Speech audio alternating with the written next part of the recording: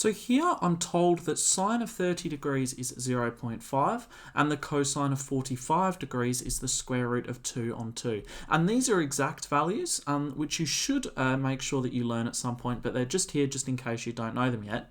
Now I have to use the unit circle to find the sine of 150 degrees and the cosine of 225 degrees. And hopefully this bit of information up the top here will help me do that. So let's start with the sine of 150 degrees. So I take a unit circle.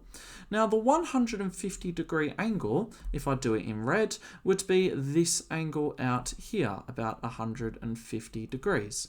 And that is 30 degrees up from my x-axis. So when I come to measure the sine value for this, I come across to my y-axis and I'm measuring here. Now what I'll notice is that if I measured the 30 degree angle and measured the sine of 30 degrees, I would be coming along to the exact same point.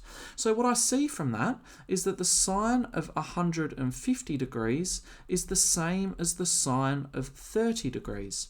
So therefore the sine of 150 degrees is the same as the sine of 30 degrees, so the answer to this first one would be 0.5.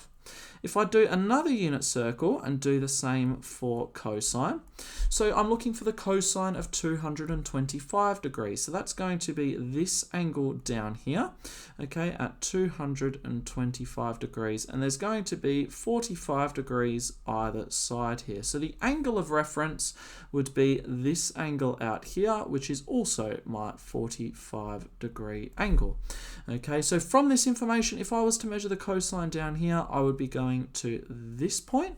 If I was to measure the cosine from up here, I would be going to this point. So they're going to be the same, but they're going to sort of be the negative versions of each other. So I see that the cosine of 225 degrees is the negative version of the cosine of 45 degrees. So the answer to this one over here would be negative, the square root of 2 divided by 2.